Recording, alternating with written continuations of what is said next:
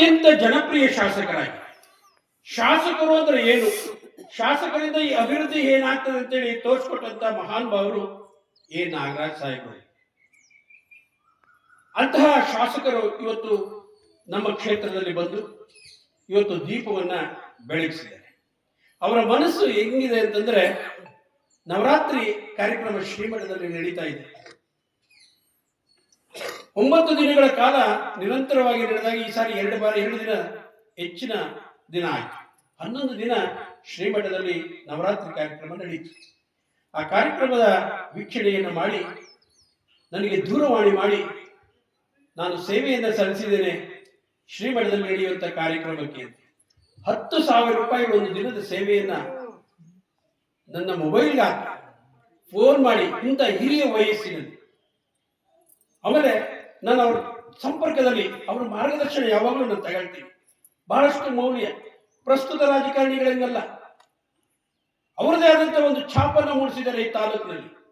ಇವತ್ತು ರಾಜಕಾರಣಿಗಳಿಗೆ ಆ ಕ್ಷೇತ್ರದಲ್ಲಿ ಮೌಲ್ಯಗಳು ಕುಸಿತಾ ಇರುವಂತ ಕಾಲ, ಅದಕ್ಕೆ ಮೌಲ್ಯವನ್ನು ತಂದುಕೊಟ್ಟಂತ ಕಾಲ ಅವರು ಬಂತು ಅಂದ್ರೆ ಬೆಳ್ಳಾವಿ ಗ್ರಾಮ ಹಬ್ಬವಾಗಿತ್ತು.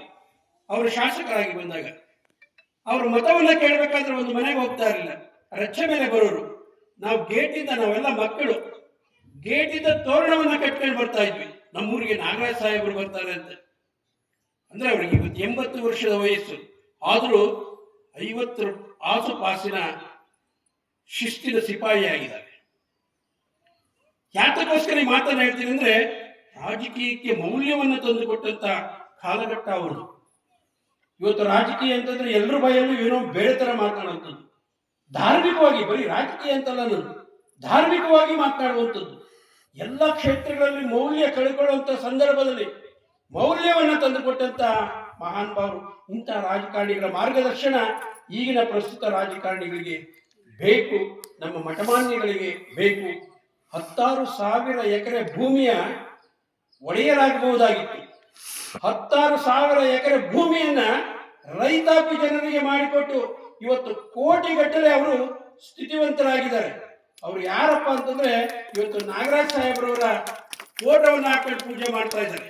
ಬಹುಶಃ ಇವತ್ತು ಏನು ಭಾವನಹಳ್ಳಿ ಹೋಬಳಿಯಲ್ಲಿ, ಈ ಆ ಭಾಗದಲ್ಲಿ ಕಸಬಾದಲ್ಲಿ ಭಾವನಹಳ್ಳಿ ಪಂಚಾಯತ್, ಅಬ್ಬನಹಳ್ಳಿ ಪಂಚಾಯತಿಯಲ್ಲಿ 100 ಎಕರೆ, 1000 ಎಕರೆ ಭೂಮಿ ಇವತ್ತು ಇಂಡಸ್ಟ್ರಿಗೆ ಹೋಗಿದೆ. ಎಲ್ಲರೂ ಕೋಟ್ಯಾಧೀಶರಾಗಿದ್ದಾರೆ. ಅವ್ರು ಯಾರಿಂದ ಆದ್ರಪ್ಪ ಅಂತಂದ್ರೆ ಎ ನಾಗರಾಜ್ ಸಾಹೇಬ್ರಿಂದ. ನಾನು ಆ ಮಾತನ್ನ ಹೇಳಿದ್ರೆ, ನಾನು ಕರೀಲಿಕ್ಕೆ ಹೋದಾಗ, ನಿಮ್ಮ ಕಾಲದಲ್ಲಿ ನನಗೆ ಅಂತ ಪ್ರಜ್ಞೆ ಇರಲಿಲ್ಲ, ಅಂತ ವಯಸ್ಸಿರಲಿಲ್ಲ, ಕೇಳುವಂತ ವಯಸ್ಸಿರಲಿಲ್ಲ. ಆಗ ನಮ್ಮ ದೊಡ್ಡಪ್ಪನವರ ಆಡಳಿತ ಇತ್ತು, ಅವರ ಆಶ್ರಯದಲ್ಲಿ ನಾನು ಬದುಕ್ತಾ ಇದ್ದಂಥವನು. ನಾನು ಏನನ್ನೂ ಕೇಳಕ್ಕಾಗಲಿಲ್ಲ ಅಂತಂದು ಹೇಳಿದೆ. ಆದ್ರೆ ಅವರು ಇಂಥವ್ರಿಗೆ ಇಲ್ಲ ಅಂತೇಳಿ ಇಲ್ಲ, ಇಂಥವ್ರಿಗೆ ಕೊಡ್ಲಿಲ್ಲ ಅಂತೇಳಿಲ್ಲ. ಈವನ್ ನಮ್ಮ ದೊಡ್ಡಪ್ಪವರು ಸಹ ಅವರನ್ನ ಸ್ಮರಣೆ ಮಾಡ್ತಾರೆ. ನಮ್ಮ ಮಠದ ಕಷ್ಟ ಸುಖಗಳಲ್ಲಿ, ಹೇಳು ಬೀಳುಗಳಲ್ಲಿ ನಿರಂತರವಾಗಿ ಇದ್ದಂಥವ್ರು. ಅಂತಹ ಮೌಲ್ಯಯುತ ರಾಜಕಾರಣಿಗಳ ಅಧ್ಯಕ್ಷತೆಯಲ್ಲಿ ಈ ಒಂದು ಕಾರ್ಯಕ್ರಮ ನಡೀತದೆ.